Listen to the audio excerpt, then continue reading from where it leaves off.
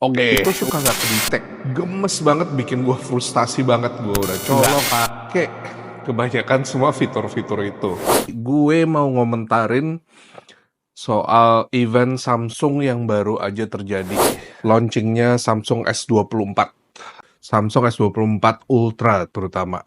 Nah, ini sebelum kalian pada ngamuk, ingat ya, gue pernah punya S23 Ultra waktu launch gue beli, terus gue jual, terus waktu Samsung Z Fold 5 keluar, gue juga langsung beli dan gue jual. Jadi ini jangan disalahin kalau gue ini Apple fanboy atau gue nggak pernah nyoba produk Samsung sebelumnya.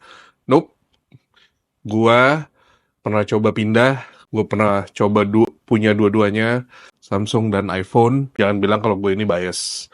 Gue berusaha untuk menyukai Android untuk coba pindah. Basically, ya gue lihat video launchingnya dan ternyata sesuai ekspektasi. S24 Ultra dan S23 Ultra nggak beda jauh. Ada perbedaannya. Satu, bezelnya sekarang ngikutin Apple, juga pakai titanium sampingnya. Terus akhirnya Samsung udah decide udah nggak perlu pakai curve glass lagi di sampingnya, sekarang full flat. Baterai capacity-nya of course jadi 4900 mAh. Terus dia punya screen brightness-nya juga naik, kayaknya 2600 nits. Besarnya, dimension-nya kurang lebih sama dengan S23 Ultra. Soal kamera, oke, kameranya juga mirip. Yang paling ada perbedaan adalah di Ultra, yang tadinya kayaknya ada 10 times zoom, sekarang menjadi 5 times zoom, cuma 50 megapiksel. Mungkin Samsung realize banyak orang nggak pakai 10x zoom. Secara kamera juga sensornya semuanya kurang lebih mirip dengan S23 Ultra. Soal prosesor, ya of course pakai the latest Snapdragon 8 Gen 3. Nah, yang I think menjadi Samsung berusaha bedain adalah of course di dalamnya, yaitu di bagian software, di AI-nya dan juga feature-feature-nya. Tuh ada fitur yang bisa Google search untuk images. Jadi ada images dimanapun bisa linkerin terus langsung Google search biar gampang. Terus juga ada fitur yang bisa teleponan sama orang yang langsung live, langsung sama AI-nya Samsung tuh bisa ditranslate langsung secara live. Terus juga note taking juga ada improvement, bisa detect tulisannya kalian segala macem. Dan juga katanya kalau lagi ada meeting, voice recorder itu bisa otomatis langsung dicatat di teksnya oleh Samsungnya secara otomatis.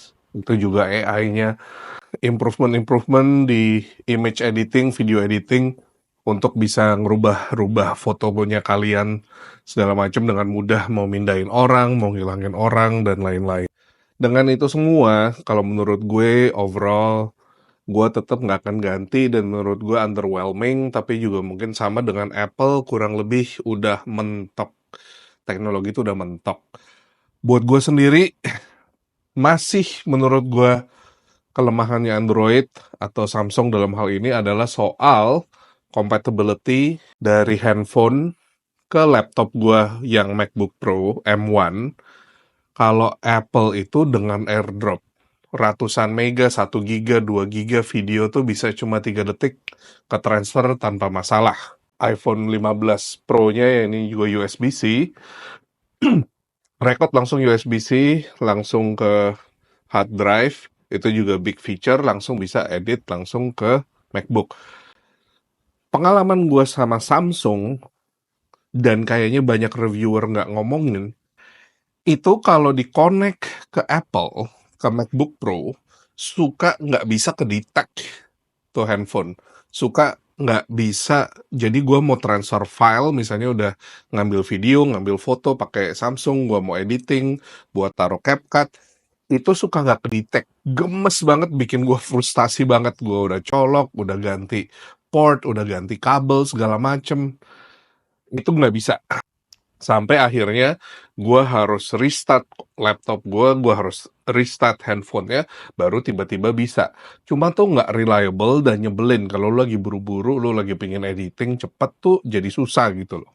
Jadi satu adalah masalah handphonenya nggak kedetek, dan juga masalah file transfernya Samsung dengan MacBook, dengan Apple, itu nggak seamless. Dan untuk fitur-fitur Samsung, memang dari dulu, dari 20 tahun lalu pun, Samsung Android selalu fitur itu lebih banyak dibanding Apple. Cuma at the end of the day, kita orang normal akhirnya untuk day-to-day usage nggak pakai kebanyakan semua fitur-fitur itu.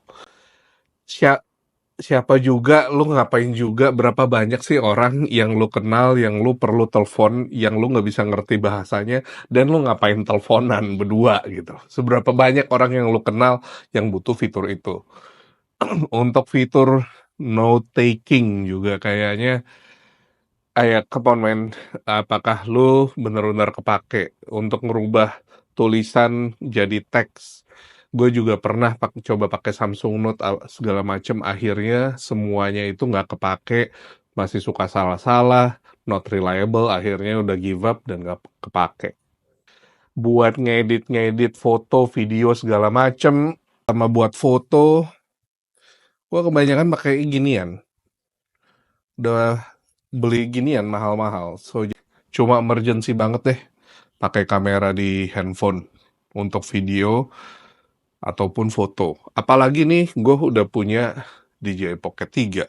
Buat video udah gampang, ribet. Kalau nggak pakai ini, pakai DJI Pocket 3. Ini jadi bener-bener emergency. Bahkan kalau gue lihat, gue punya galeri foto sekarang nih, kebanyakan tuh isinya screenshot atau export dari Lightroom. Gue ambil fotonya pakai kamera beneran, edit di Lightroom, gue export untuk taruh di SOCMAT.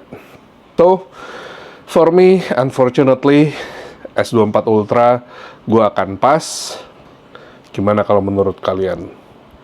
Nafsu, kalian akan upgrade kalau kalian punya S23 Ultra, atau kalian punya iPhone dengan ngeliat S24 Ultra jadi pingin upgrade? Coba share komen ya.